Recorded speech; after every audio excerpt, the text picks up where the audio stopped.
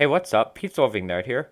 Quarantine has sucked. I can't go to 7-Eleven, I have school online, and my PinePhone hasn't shipped yet. Quarantine has been great.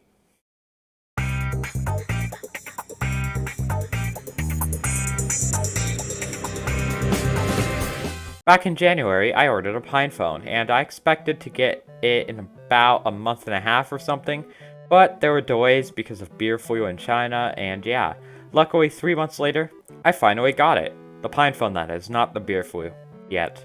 The boxing was pretty standard. You get a nice PinePhone box similar to the boxes that the iPhones have, and the phone comes in this baggy thing, and under it you have a USB charger with no brick. A USB-C, that is. I'm not complaining given how cheap the PinePhone is, but it would have been nice if it came with an extra power brick and perhaps another battery just in case your current one dies or something. I understand though that it didn't come with earbuds or anything, stuff like that, because this isn't supposed to be a consumer product. This is supposed to be for a nerd who already has a power brick and earbuds and everything, so yeah. The build quality is pretty good. The back is made out of plastic, but it still feels good in the hand, and even then it's pretty hard to tell that it's made of plastic, and it kind of feels the same as an Android phone with a case. The screen is also plastic, which is a little bit disappointing, but I can live. The design of the phone either reminds me of a modern budget phone or a 2016 flagship. Now let's talk about the screen. Now I know you can't see it through this crappy webcam, so who cares? I can't show you because I don't have a good camera other than this Android phone, but the screen is really good. This screen is 720p only, but I can't notice that 720p at all. Even if I put my face like directly into the phone, I still can't notice it.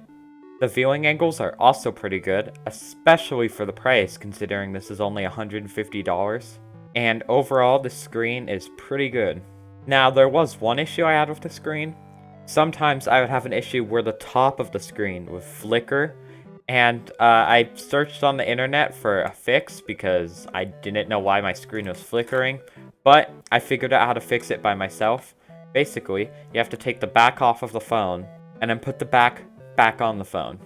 So I guess maybe the back was like somehow interfering with the top of the screen in some way or something. I'm not really sure why that was happening, but if you do have that issue, that is how you fix it. Now, one other thing I'd like to mention, this phone is pretty thick. It's about as thick, this is actually a little bit thicker, but it's about as thick as my Nokia 6.1 with a rugged case on it. However, to be honest, it still feels nice in the hand, despite how thick it is. It's nice and large. It is a little bit of a pain to kind of reach down the top with your thumb if you want to bring down the notification slider. This phone is actually taller than my original phone, and I already had a hard time reaching the notification slider with my thumb on this phone. This phone, I basically have to move my hand closer to the top of the phone in order to do it. So it is a little bit big, but since this is sort of supposed to be like a mix of a Raspberry Pi and a smartphone, this makes sense because that means that you could just attach a keyboard and boom, you have a mini laptop, and this would actually be small for a mini laptop or whatever. Netbook, I don't know. So the reason that the phone and the screen are so big is because they want this to be a flexible device for many uses. As a matter of fact, I wouldn't really call this a phone. Instead, I'd call it basically a Raspberry Pi or another single board computer, a Pine 64 board. I don't know much about their SBCs, but whatever. In my opinion, this feels like a single board computer that just happens to ship with a touchscreen and battery and cell data and everything. This feels like that more than it does an actual phone. I'm not complaining, this is a really good device, but still, I just wanted to get that out of the way. Now, let's talk about software.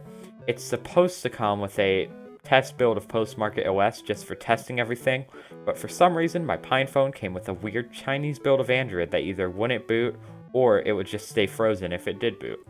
Luckily, it's pretty easy to flash an OS onto a microSD card. That is, if you didn't lose your microSD card like I did.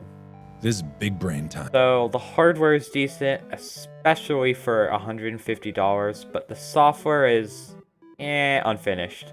Imagine you had a perfectly working build of Android, except all of these didn't work. That Android phone would be unusable.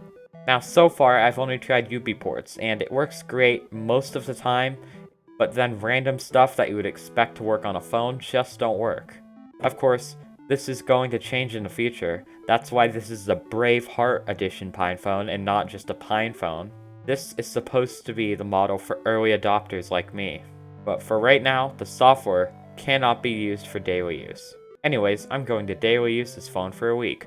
I'll get back to you on my experience so far tomorrow.